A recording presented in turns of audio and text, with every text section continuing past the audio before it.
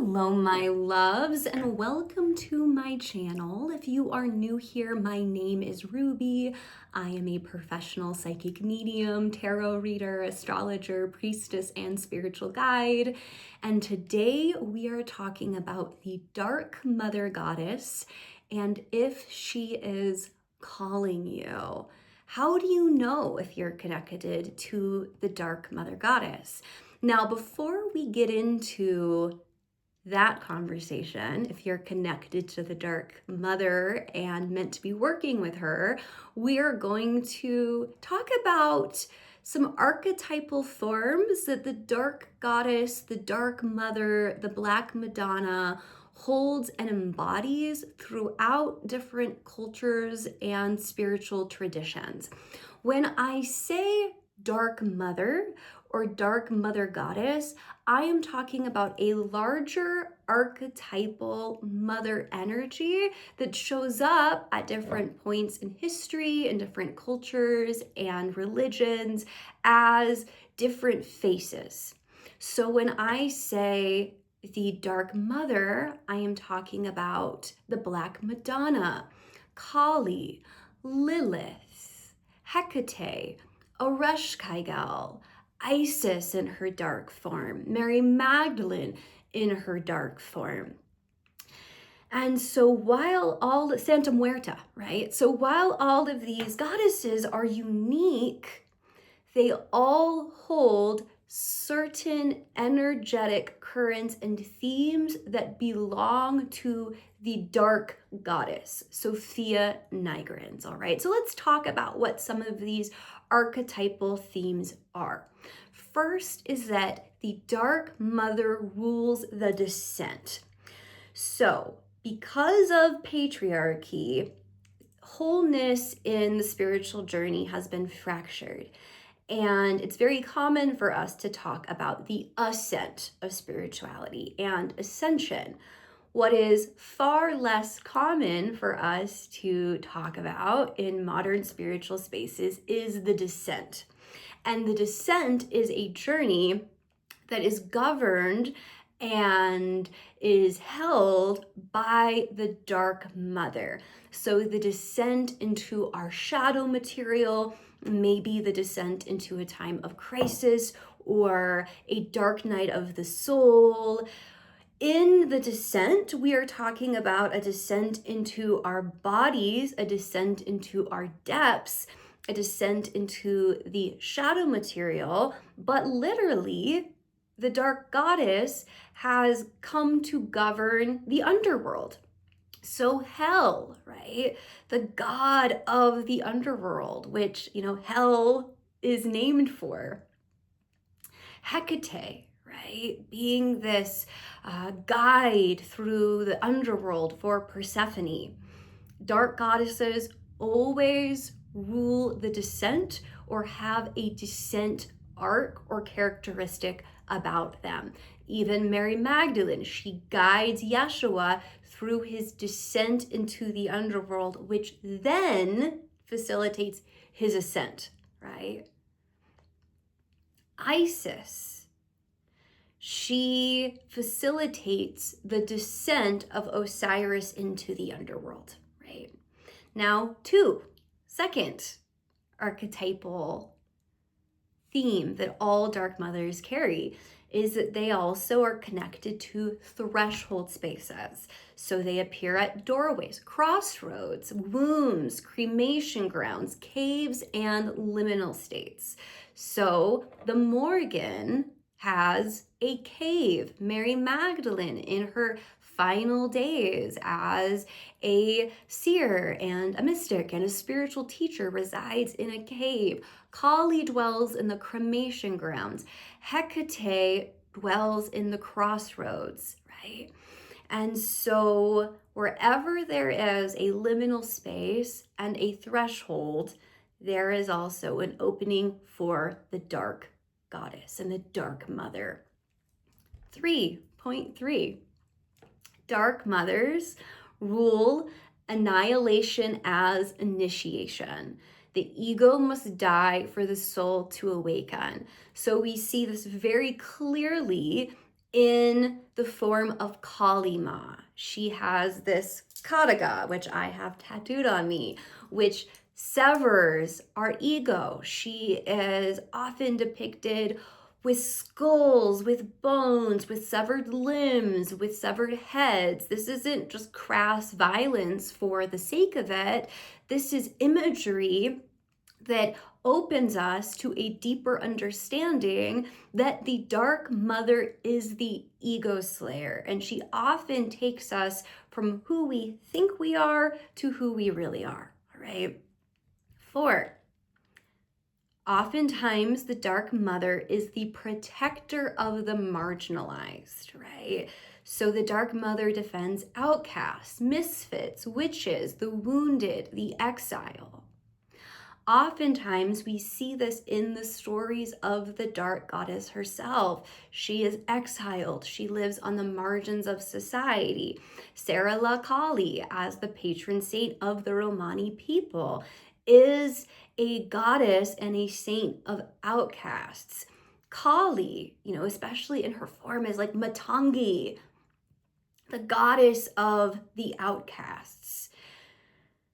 The Dark Goddess often shows up as a protector, but a protector of those that are marginalized and outcast by society. So all women, all children, and then those that don't fit into a patriarchal, hierarchical societal structure. So the Dark Goddess is also connected to people who are queer, people that have experiences where they are cast out of maybe the religion they were born into, or the culture they were born into, the family they were born to, okay? Now, the 5th archetypal theme of the Dark Mother across spiritual tradition is erotic and life force sovereignty. So Dark Goddesses hold sexuality without shame and power without apology. So Kali Ma is not only an empowered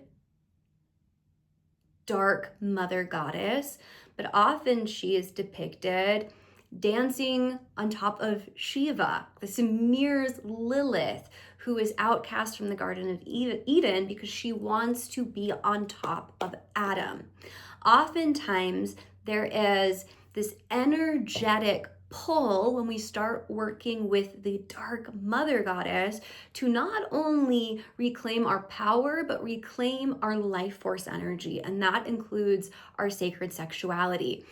And oftentimes, especially if we are women, our sexuality is something that has been distorted or demeaned or repressed or exiled from us in patriarchal society.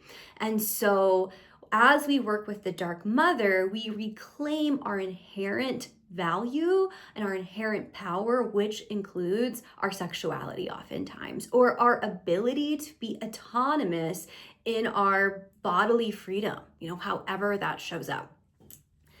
6, rage as sacred. So Dark Goddesses, Dark Mother Goddesses teach us that anger is a compass and a boundary, not sin. So in the story of White Buffalo Calf Woman appears to 2 men. And the first man, he demeans her. I think he laughs at her and he demeans her and she strikes him down. And then the second man, sees her for who she really is, and then she bestows all of these gifts for him and his community. And so oftentimes the Dark Mother illustrates to us that rage is not sinful. Rage, when it is transmuted through the heart space and through our compassion, is a tool. It's a tool for justice. It's a tool of liberation. It's a tool of sovereignty. And so oftentimes when we come into work with the Dark Goddess, we are meant to claim not just our sexuality, but other forms of our power, including our rage and our anger and our autonomy that have been taken from us from religion, from trauma, from culture, from patriarchy. Okay. Number 7 is hiddenness. So the Black Madonna is often secretive, veiled, misunderstood, or feared. And think of how true that is, right? Just the divine feminine in general is something that is often criticized and feared, but especially in her dark face. And so we have to really peer beyond the veil to begin to understand who the Black Madonna is, right? And we can see this through the history of how the Black Madonna has continued through maybe the more dogmatic religious church. So figures of Isis are turned into figures of Mary. We have the Black Madonna in churches. She's there, but she's veiled. Her true identity has been kept a little under the veil, behind the curtain. Okay. Number 8 is non-domestication. Dark mothers resist being tamed by institutional religion. Lilith being a beautiful example of this, but also Mary Magdalene. We have all of these beautiful depictions of Mary Magdalene in the canonical Gospels, crying with her hair down, just this beautiful picture of feminine feeling and wildness and power. Later, we see her in a cave with all of her hair down. She's often correlated with Mary of Egypt, this other saint who has wild, unbound hair and lives in the wilderness and is this depiction of the woman who can't be domesticated or tamed, not by societal standards, not by traditional gender roles, and not by kind of any system or restriction that patriarchy places on her. Think of the book Women Who Run with the Wolves. The dark mother goddess holds the forms of feminine power that are often concealed and repressed in modern society. And finally, number 9, we had to do 9 points, 9 being a number that's sacred to the goddess, is transformation through truth. So the dark goddess does not necessarily comfort just for the sake of comfort's sake, but the dark mother clarifies. And this is one of the reasons why walking with the dark mother can be so confronting and why it often can be fear-mongered. Because when we begin a close relationship with the dark mother goddess, oftentimes we are also confronted with our truth. And maybe the uncomfortable truth, the truth that we don't want to see, or the truth that makes us an outcast, or the truth that compels us to change. And so whenever we are talking about the dark goddess, we are talking about deep, deep, deep, unbridled truth. The dark goddess is so deep, right? Like she rules the descent, she rules the underworld, she rules the liminal. And so oftentimes when we're working or we're walking, we're venerating the dark goddess, we are in a place of depth, we're in a death cycle, we're in a place of uncertainty. And she protects us through these spaces. So when we are very sensitive or vulnerable or in a place of changing forms and shifting forms, the dark goddess comes in to protect that womb space that we are in. And so the dark goddess is deeply protective. The dark mother is deeply nourishing. But there's this sense of not being coddled or being put under a spell of illusion from the dark goddess. The dark goddess will protect us and also confront us into transformation, truth, and clarity. And so the dark mother oftentimes gets a bad rap because she does bring destruction. She does bring upheaval. She does bring those tower card moments, but it's always in favor of a deeper truth or in favor of our authenticity and our dharma. I think the deepest goal or desire of the dark mother is for our own self-worth, self-love, and self-esteem. And so the dark mother is also a mother of sovereignty. And she comes in really to protect us and nurture us until we can protect and nurture ourselves, right? And so whenever we're talking about the dark mother, we're talking about power, authenticity, and a compassion that is so deep for self and for life that it will go to war to protect what is just and what is noble and what is right. Now, the dark mother is really the only God that shows up for her people time and time again. I mean, the Catholic Church will verify that for you with the Marian apparitions. You might say, well, Mother Mary isn't a dark mother. Well, she kind of is.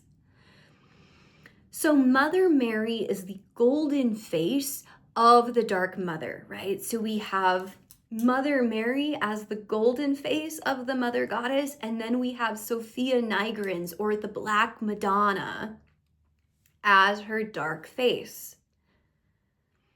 Think of the story of Our Lady of Guadalupe. Our Lady of Guadalupe shows up to Juan Diego, who is an indigenous man. Okay? So already, Our Lady of Guadalupe is serving as the dark mother because she is showing up to a person who is marginalized and who is currently under colonization. Okay?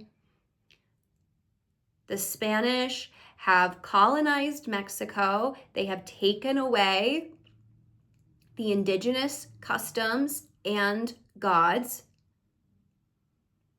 And now Our Lady of Guadalupe appears to an indigenous man under colonization. And not only does she appear to him, she appears to him at the ruins of Tenotsin's temple. Who is Tenotsin? The mother goddess, pre-colonization.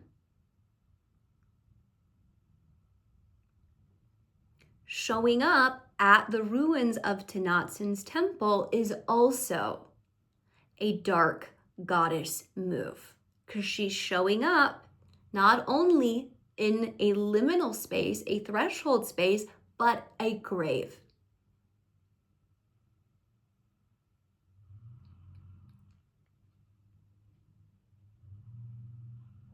White buffalo calf woman, a dark mother who shows up.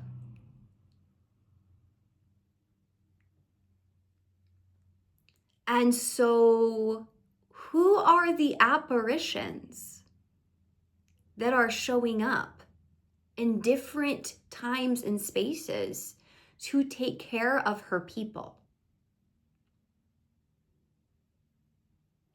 Who is the archetypal divine energy that actually shows up and performs miracles again and again and again? the Dark Mother.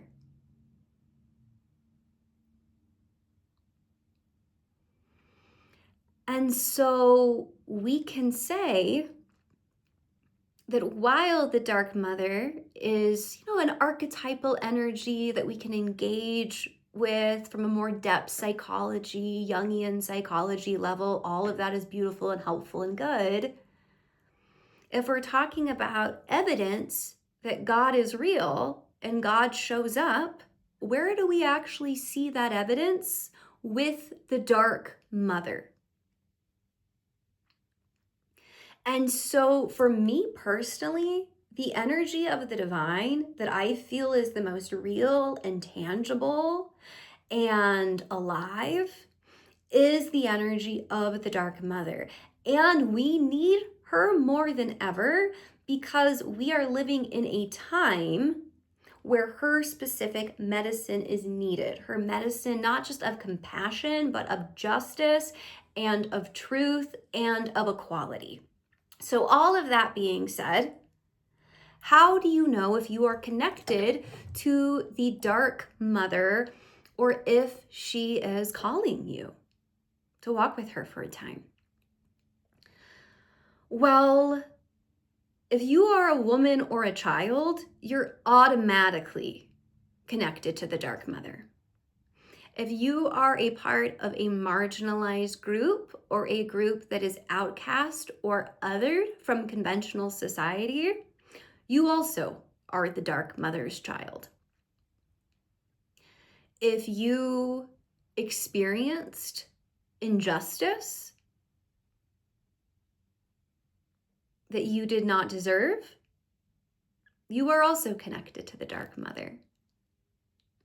Oftentimes, we hold the archetypal qualities of the divine energies that we are meant to walk with and venerate and be in relationship with.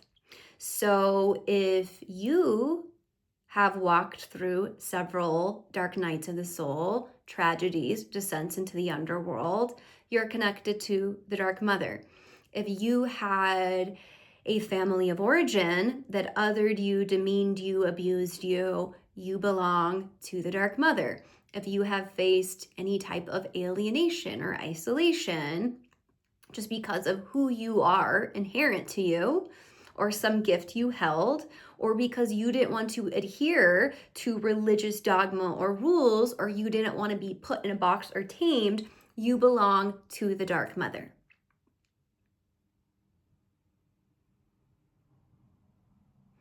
Oftentimes, those of us who are meant to walk with the Dark Mother and carry her medicine throughout our lives have an enormous amount of power and gifts and have a hard time accessing those powers and gifts because of what we have endured.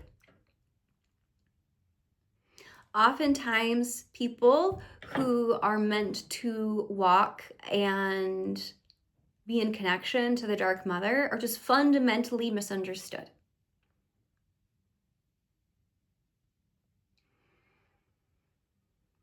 And oftentimes, a sign that you are meant to work with the Dark Mother, or that she's already walking with you, really, is that no matter the shit you've gone through, there's always been a sense of protection. So you've always been able to keep some piece of yourself intact. You've always been able to keep some light inside of you intact. There's been a sense of protection and holding even in your darkest hour. Okay.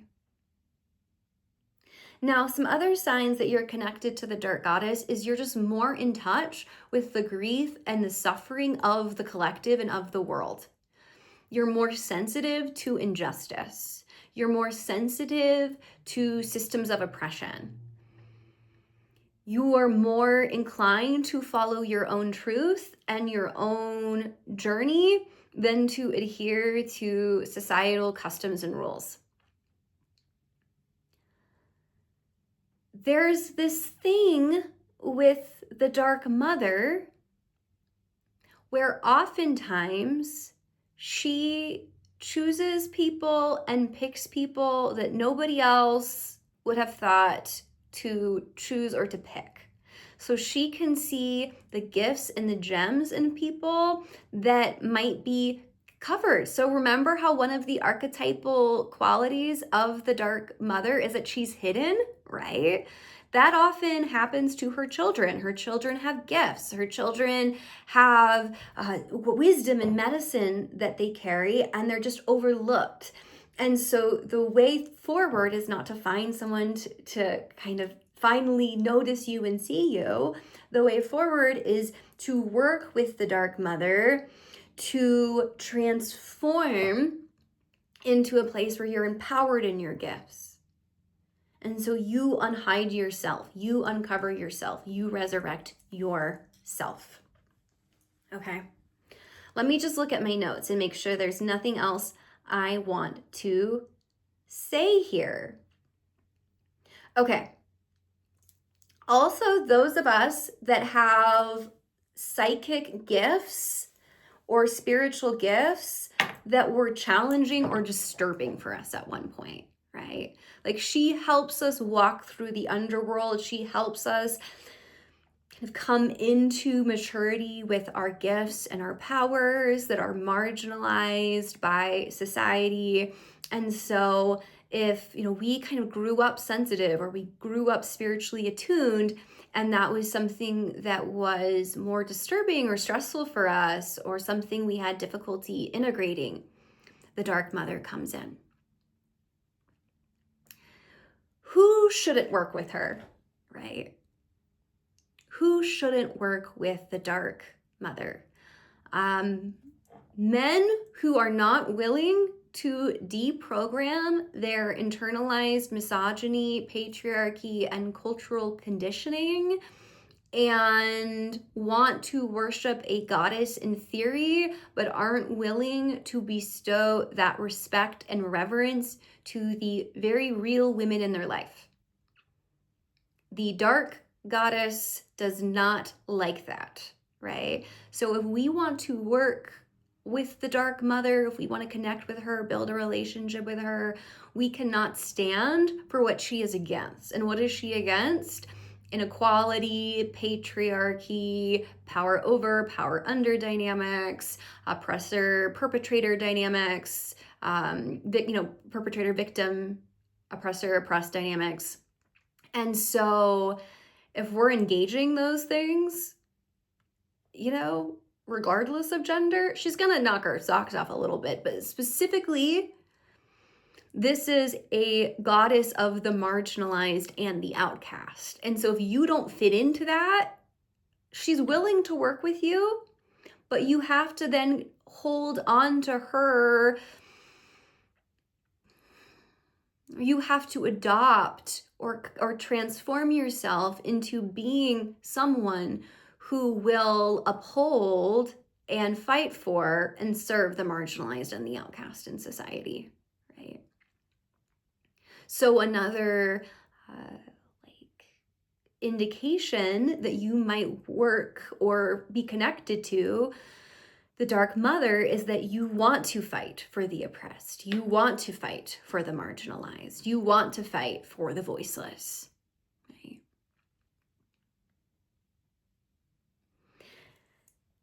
It's also not appropriate to work with the Dark Mother if you want your life to stay the same.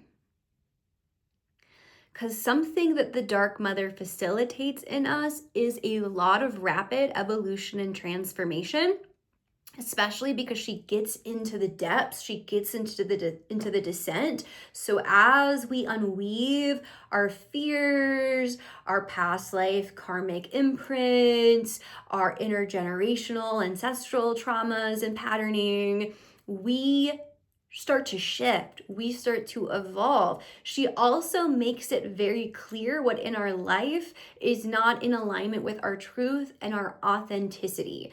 So once you really begin to form a deepening relationship, or you deepen that relationship with the Dark Mother, you will find that things that aren't for you become very loud.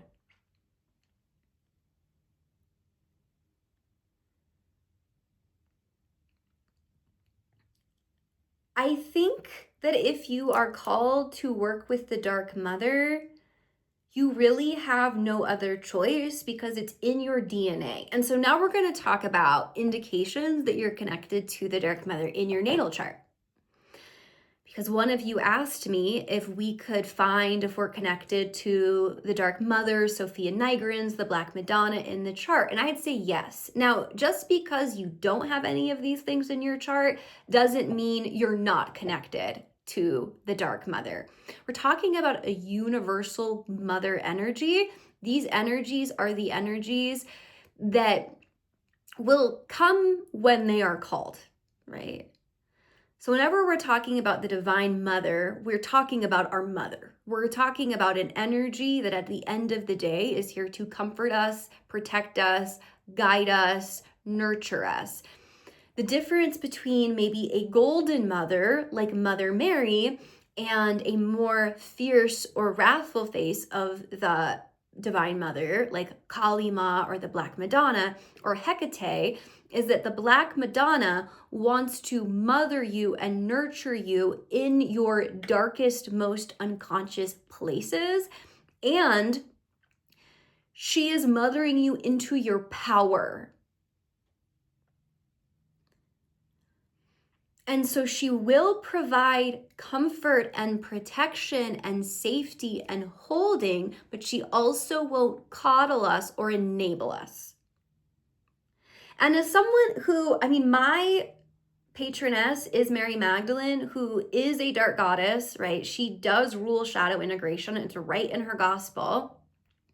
But many of the other goddesses that I've been connected to for many years are also dark mothers, right? Mother Mary, our Lady of Guadalupe, Hecate, Lilith, Isis, Sarla Kali. And so I get really frustrated with this sometimes because sometimes I just want to be coddled and enabled. And you might get to be coddled and enabled sometimes. For me, the dark goddess is very Saturnian, right? She is Bina, she is Saturn. So she is really a goddess of maturation and lessons, but it's not paternal. It's not do this or I won't love you. Like kind of that more Old Testament God paternal.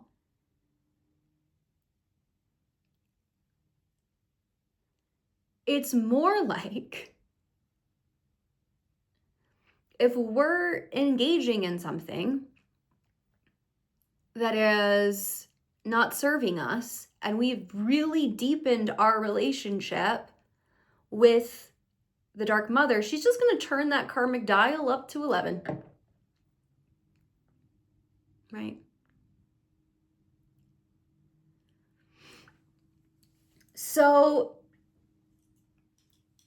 I really do think this is the most powerful energy that you can connect with if you are a woman because of how much has been stripped from women in modern Western society.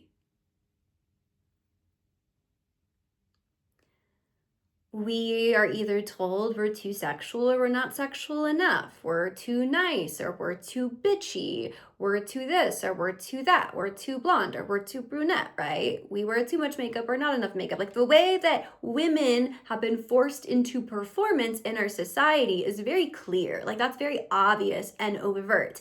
And the energy of the Dark Mother is like anti-performance. It's like, don't be anybody for anybody else. And so the Dark Mother really parents us into our wholeness. And this is not an easy thing, especially if we came in with a lot of past life karma or intergenerational karma. And so this is an energy of destruction and death and decay and the underworld. And I do not want to brush that under the rug. The Dark Mother can sometimes come in terrifying because she can also represent everything in us that we have repressed, that we have made unconscious, that we have shamed, that we don't love, and that we don't accept within ourselves. One of the beauties of the Dark Mother is that she accepts everything about us. She knows everything about us. She loves everything about us. She accepts everything about us. Right? The reason why Kali is so terrifying isn't just because she's scary. It's because she represents the parts of life and the parts of us that we want to say aren't holy, that we want to say are profane. Our anger, our ferocity, our wildness, our lust, our power.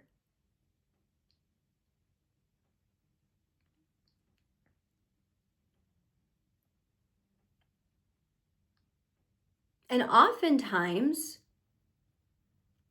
the more we reclaim these things in ourself, the less scary the Dark Mother feels or appears. But she isn't a big fan of control. She does not like to be controlled. And think of how the divine feminine, how women, how the feminine current has been controlled and distorted. And so those of us that have been frustrated by that or have been, targeted for those things, we're definitely connected to the Dark Mother. Okay, I got on a little bit of a tangent. So let's talk about the Dark Mother in the natal chart, right? Pluto is the archetype of death and rebirth. Pluto is the soul. Pluto is the unconscious material. Pluto is that primal power that the Dark Mother carries. And so having a heavy Plutonic chart is an indication that you have no other choice but to work with this energy, whether more archetypally or more literally. So for me, I have Pluto in the first house. I have a Pluto Sun opposition. I have Pluto trine and sextile my North Node, South Node, Uranus, Neptune, Mars, and Chiron. So I have a lot of Pluto in my chart, right? Just having Pluto in the first house alone. And so if you have a lot of Pluto or Scorpio or 8th house energy, you naturally live in the cremation grounds. You naturally are addressing themes of power this lifetime, themes of dharma, soul, the unconscious, reclamation. You are usually more inclined to have experiences with the dark side of life or the severity of life or the underworld of life. And so anything Pluto, Scorpio, the 8th house is a sign that you are connected with Dark Mother energy. Also, Saturn, right? We forget that Saturn has a feminine face, that Saturn is Baba Yaga, that Saturn is the crone. So especially the Dark Mother in her fiercest aspects, like Chamunda, Baba Yaga. The Dark Mother who puts us through tests so we can see how strong we really are, how capable we really are. This is more Saturnian. So having Saturn in the 4th house, being Saturn ruled, a Capricorn ascendant, especially if you are like a woman or a queer person, okay? And then also having Saturn in the 12th house. Because if we have Saturn in the 12th house, oftentimes, maybe our father was more not at home, addicted, emotionally neglectful. but also our biggest hang up and roadblock is going to be in our own unconscious. And so we need that dark mother medicine to get in there and do that karmic work. Maybe Saturn in the 8th house too, but I see it the most with Saturn in the 4th, Saturn in the 12th. Okay. Black moon Lilith is also an indication in the chart that you are connected to just the dark goddess, dark feminine energy. So Black moon Lilith in the 1st house, conjunct one of the nodes in the 8th house, maybe in the 4th house, or, you know, like trine moon connected to sun, Venus, one of the personal planets, okay? The asteroid Hecate is also something that I would look at, whereas Hecate in the chart, there's a Kali asteroid that you can look at in the chart as well. And then there's like other, maybe more subtler, nuanced energy in the chart that I maybe can't speak to here, but that if I was to look at your chart personally, I could tell you. Like, for example, if you had, Ceres in Scorpio, in a certain configuration with the nodal axis or something, right? And so this is by no means exhaustive, and looking at the whole chart is really how I determine things like connection to deity. I'm not looking at one single placement in your chart. I'm looking at the whole story that the chart is telling. But if you just want to look at this on your own, I'm giving you some good places to look. But you could have none of those things in your chart and have experiences with being marginalized, experiences with injustice, experiences of losing your power in some way or being disowned for your power, okay? And so it's more, how do I say this? I don't think you pick if you're going to work with the dark mother, or you're going to walk with the dark mother, or you're going to worship the dark mother, okay? I think it is in your energetic template, and you're going to have experiences throughout your life that pull you in that direction. And I think if you have a very strong connection to the dark mother, you will carry her archetype. So things like having a desire to own your erotic power, having rage against injustice, being more connected to liminal states, threshold states, the ability to work with the dying, work with the dead, work with those that are outcast from society. Like, all of these are dark mother themes. But you kind of want to have her in your corner. Like, as difficult as it can be to be connected to this energy sometimes, because I'm not going to, again, sugarcoat this for you. Like, working and walking with the dark mother is confronting. It is at times intense. It can bring about collapses in life as you know it. But you really want to have her in your corner, because once you have the dark mother in your corner, you are like good for life. You are like protected for life, right? At least that's been my personal experience with her. And I feel that those of us that are called to have a close relationship with the dark mother, we really have nothing to lose because our lives have already been full of grief and chaos and displacement and alienation and being misunderstood. So we might as well own those things in ourselves, because with the dark goddess, we're not meant to stay there. We're then meant to alchemize and transform those experiences into our power. So the thing that ostracizes you and makes you different is usually the greatest power and force that you hold. And so the Dark Mother helps you get over all your hangups about yourself and about life so that you can transform into the person you were meant to be, transform into your dharma. And it is a path of service working with the Dark Mother, because sometimes she will have you kind of do some like 911 work for one of her other children, right?